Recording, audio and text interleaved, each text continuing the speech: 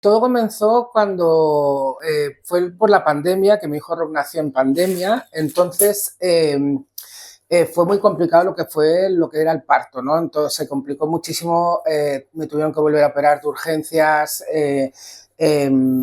pillé infección, todo en el hospital, siempre encerrada, nadie te podía venir a ver. Y sí que es verdad que cuando ya me dieron el alta, me fui para mi casa y el padre de mi hijo pues quiso desaparecer. Entonces, claro, fue pues como un poco un boom, ¿no? De decir, me voy con una infección, me tengo que tomar medicación, tengo que cuidar a un niño. Entonces aquí comenzó a hacerse la bola, ¿no? El tocarlo era un suplicio, cogerlo era un suplicio, cambiarle los pañales, todo, todo. Para mí era un mundo que no entendía el por qué me costaba tanto, era muchísimo rechazo. Entonces, claro, al principio piensas, cuando lo explicas, piensas, ah, pues es normal, ¿de acuerdo? Pues oye, mira, como eres madre, lo que pasa con el COVID, la pareja, pues es normal que estés así. Claro, pero van pasando los días y las semanas y ves que cada vez va a peor, en el sentido de que yo a mi hijo le daba todo, o sea, le daba de comer, le cambiaba y todo eso, pero claro, para mí era tal esfuerzo que durante el primer año me pasé el año llorando, que yo creo que eso es lo que, bueno, espero que no lo recuerde mi hijo, pero fue el primer año llorando. Entonces, claro, cada vez que iba a hacer las revisiones, que gracias a Dios, pues todo lo que son las revisiones sí que iba al médico, mi doctora, que se llama Marina, bueno, ya no está, se dio cuenta, porque me dijo Laia, porque cada vez que iba al hospital, al médico, le daba al niño, y entonces ya me hacían las pruebas y todo. Y entonces Marina me dijo, Laia, ¿qué te pasa? Digo, pues no lo sé, digo, pero es que me da mucha cosa coger al niño, no quiero cogerlo, no quiero, no tengo esa sensación de madre, no tengo esa sensación de quererlo, de amor, o sea, no, al contrario, era de, por favor, llevároslo ya, que yo no quiero tocarlo, que me queda feo decirlo, ¿no? Pero es como repulsa, ¿no? De decir, no, es que no, no, esto no viene conmigo. Entonces ella, gracias a Dios, se dio cuenta de que no era una normal situación. Hay veces que puede pasar, ¿no? Pero yo ya llevaba mucho tiempo, muchas semanas con esto, y entonces ella se dio cuenta que tenía una depresión. Ella fue la que movió todos los papeles para que yo pudiera ir a un centro de día de madres donde se trata pues todos estos problemas, sobre todo de salud mental, porque realmente cuando nace un niño, o sea, es una persona que tú no conoces de nada, que te tienes que acoplar. Cuando se te juntan más problemas, eso se hace una pelota. El problema está cuando se lo dices a la familia, ¿no? Que al final le dices, oye, mira, que tengo una depresión y que pues estoy mal. Claro, la familia, como nunca se habla, la gente no lo sabe. Entonces esa ya se te pasará, esto es un puntual, no te preocupes, pero no, es que no es así, no es ya se te pasará, porque como te digan siempre eso, tú al final lo que harás es vivir con esa depresión toda tu vida. Pues ya te digo que gracias a la Marina se dieron cuenta, me gestionaron todos los papeles, me llevaron al centro que está en la maternidad, que es del Clinic, lo lleva el Hospital Clinic, tiene este departamento que ayuda a muchísimas madres y entonces ahí comenzamos un tratamiento. Yo lo tenía muy claro de que quería dar a mi hijo en adopción, porque yo no quería estar con él, ¿de acuerdo? Entonces, claro, yo gestioné todo para poderlo dar en adopción pues a mi hermana o lo que sea. Claro, mi familia no entendía eso. ¿Por qué quieres dar tu hijo? Digo, porque es que no lo quiero. No es que no de esto, es que no quiero a mi hijo. Claro, son palabras muy duras que realmente quien no lo ha vivido no sabe lo que es. Y yo, para decir esas palabras, o sea, yo lloré mucho, mucho, pero es que no quería, o sea, llegó a un punto que no quería ni vivir. Entonces, claro, la situación en mí sí que es verdad que fue muy límite, porque ya estaba en un punto de que yo no quería vivir, no quería estar en este mundo, yo no quería a mi hijo, necesitaba que mi hijo estuviera con alguien, porque si yo me quito la vida, por lo menos que esté con alguien que no sea en el momento que lo haga yo. Y entonces cada noche eran esos mismos sueños, ¿no? Y esos mismos pensamientos de decir, es que tengo que darlo en adopción. Claro, yo cuando entré en el centro, realmente ellos me ayudaron. Yo me acuerdo que lo primero que hice fue, coja el niño, no lo quiero. Pero así, ¿eh? Entonces, bueno, pues te trata una psicóloga, te trata una psiquiatra, enfermeras también, que son una pasada, educadoras sociales. Y entonces yo me acuerdo cuando se juntaron todas, yo les expliqué, yo lo quiero una adopción. Lo siento mucho, pero yo no puedo seguir así. Y entonces me dijeron, vamos a hacer una cosa. Primero, haz el tratamiento. Si con el tratamiento tú aún sigues en adopción, nosotros ya lo acabamos de gestionar. Y le dije, vale, estaba de acuerdo. Y en esos momentos, pues bueno, con el COVID sí que es verdad que era muy difícil de poder ir siempre. Yo iba 3 veces por semana. Claro, los días que no iba teníamos un grupo de WhatsApp o teníamos un teléfono pues para todas las bajadas, porque claro, bajadas tienes que es exagerado.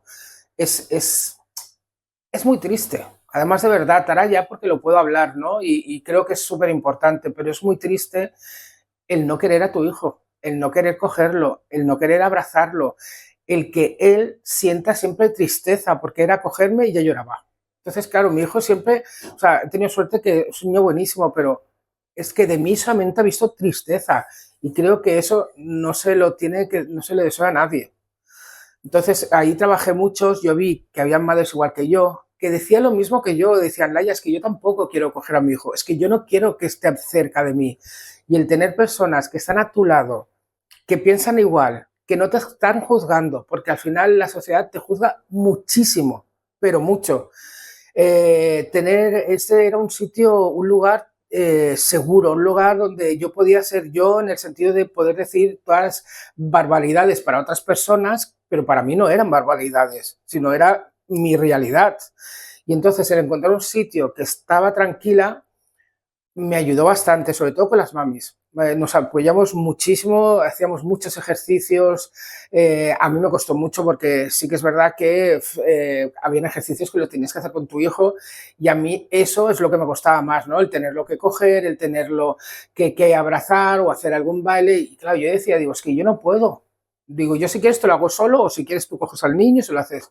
Y entonces, claro, cada día era una lucha constante de poder aceptar a tu hijo. Primero era aceptar, que nunca le ha faltado de nada, siempre le he dado de todo, pero era aceptar que tengo un hijo. Después aceptar que es mío y que va a ser para siempre, o sea, que no es aquello que me canso y lo devuelvo, no. Y segundo, aceptar que haré cosas buenas y de cosas malas. Pero el trabajo fue durante 2 años, fue un trabajo muy largo, mucho, mucho. Yo había veces que ya no quería, tiraba la toalla porque ya no podía más, porque el que me obligaran a hacer cosas con él, claro, para mí era que me rompían el alma. ¿Sabes? Yo decía, digo, es que yo no quiero, ¿por qué me obligáis a hacer cosas con mi hijo cuando yo no quiero hacerlas? Pero bueno, gracias pues, a todas estas compañeras, a toda esta gente que trabaja, que te ayuda y sobre todo a esas que, bueno, para mí son amigas porque a día de hoy aún hablamos por WhatsApp. Eh, He conseguido el poder estar bien con mi hijo, el quererlo.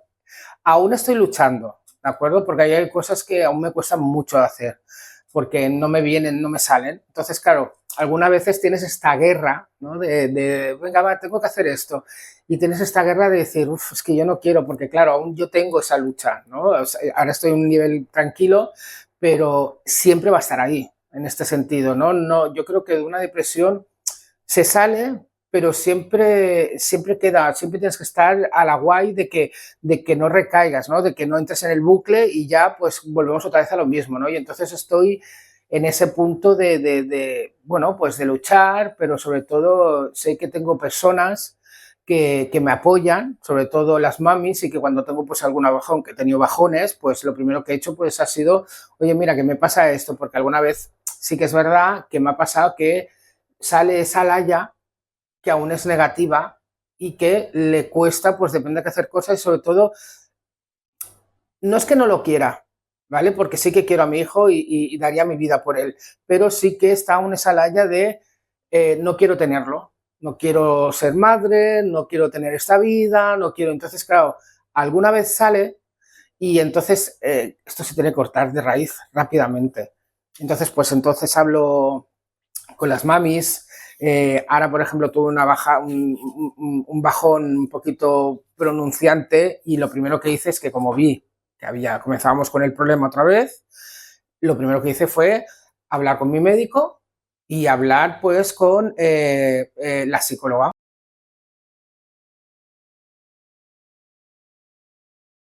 Este tipo de depresión, que es la depresión posparto o antes del parto, que también hay personas que les pasa antes del parto, es muy importante primero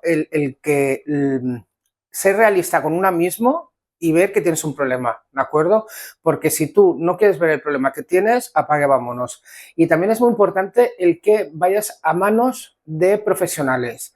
Sí que es verdad que el problema que tenemos hoy en día es que esto, cuando tienes un parto los días antes, que haces las clases, esto no te lo explican. No te dicen que un día no vas a tener el amor a primera vista. No te dicen que vas a estar cansada, no vas a dormir, vas a estar agotada, tus nervios van a acabar. Aparte, depende qué operación te hagan. Si es cesárea lo vas a pasar mal porque es dolor tan abierto, tan tocado. Y si es natural también, porque te dan puntos. Entonces, todo esto no te lo explican y esto se te hace una pelota. Si tú sabes reconocer que tú como persona no estás bien, lo primero que te recomiendo es ir a tu médico de cabecera, si puedes, o al pediatra o lo que quieras, porque el pediatra, por ejemplo, también me ayuda un poco, y decirles, mira, me pasa esto, no me encuentro bien, no me encuentro bien sobre todo mentalmente, no estoy anímica para acoger a mi hijo, o sea, no te guardes nada porque el guardarte eso significa que vas a hacer la pelota mucho más grande a la hora de poderte curar. Yo creo que es súper importante el que cuando lo expliques, explícalo con tranquilidad. Yo no soy partidaria de explicarlo primero a la familia, yo soy partidaria primero de explicarlo al médico, ¿vale? El psicólogo o psicóloga, lo que quieras, porque es ella la que te va a diagnosticar si lo tienes o no. Porque hay veces que sí que es verdad que hay un tiempo de adaptación cuando nace el niño y entonces, claro, tú tienes que también saber qué es ese tiempo de adaptación. Pero cuando ves que ese tiempo de adaptación se hace más largo y te cuesta más cogerlo, te cuesta más estar con él, no estás, siempre estás llorando, porque al final una de las cosas que hace mucho es estar llorando, estar anímica, es como si se acabara el mundo. Yo creo que es muy importante. Entonces, ellos pues te ayudarán, te llevarán al centro que necesites, por ejemplo, el centro de día, que es como fui yo, donde verás los profesionales que se dedican a ello, se dedican a ayudar o a salvar familias, porque para mí fue salvar mi familia.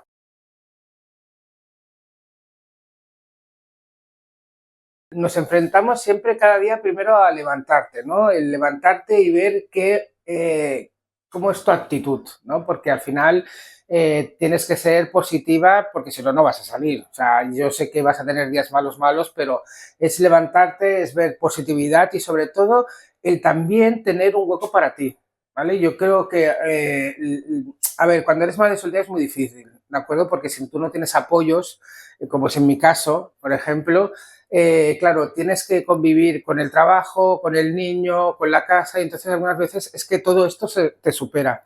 Si tienes buenas amistades o si tienes familia o los padres, pues bueno, siempre puedes coger una hora aunque sea para poder recargar energías. Necesitas recargar energías. O sea, es obligatorio recargar energías porque si no las recargas, eso va sumando y sumando y sumando y la depresión te va comiendo otra vez.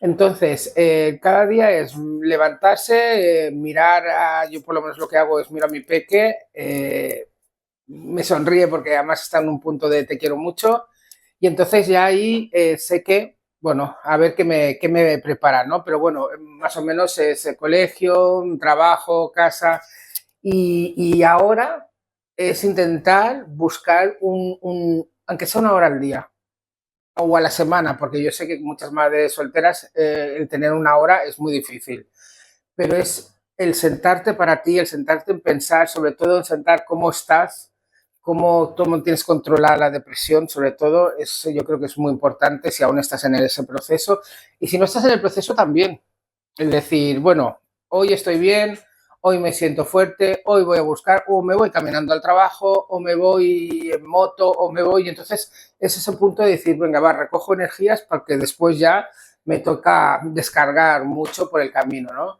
Y sobre todo eso, ¿no? Que en el momento que tú ya comienzas a estar segura y comienzas a estar, eh, ¿cómo te diría yo? ¿No? Preparada para dar el paso, sobre todo, de que tienes que comentarlo esto con la familia, sobre todo os recomiendo que lo toméis con mucha calma, que si no lo entienden no pasa nada, es que es muy difícil de entenderlo. Yo a día de hoy tengo amigas que aún no lo entienden, ¿de acuerdo? Entonces yo, por ejemplo, yo les dije que tuve una depresión, les dije que estaba malita y que, bueno, he salido, aunque estoy siempre a la guay, pero bueno, he salido, he podido coger a mi hijo, he podido abrazarlo, disfrutar de él, pero sobre todo es eso, si ves que no entiende la familia esto, no le des más importancia, porque en la sociedad hoy en día nos lo han puesto de otra forma. Entonces, desahógate siempre pues con las personas que te van a entender y sobre todo con las personas que te están ayudando profesionalmente. Que la familia después o los amigos ya lo verán. No hagas, yo lo que hice al principio es eso, expliqué a la familia, no lo entendían y me frustraba muchísimo porque no entendía por qué no entendían que yo estuviera mal, por qué no entendían que yo siempre estaba llorando. Solamente decían, pues eso, ya pasará. Entonces, no te frustres nunca si la familia no lo entiende.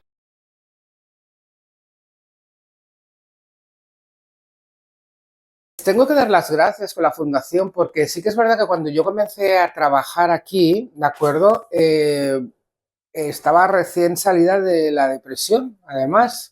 Estaba, bueno, había salido y entonces, bueno, cuando yo hice la entrevista y todo eso, yo les expliqué que tenía un hijo y que, bueno, pues que soy madre soltera y que necesitaba, pues bueno, un poco de flexibilidad, sobre todo en el horario, ¿no? Porque al final, pues no tengo familia aquí y no puedo decir, oye, deja al niño o recógemelo.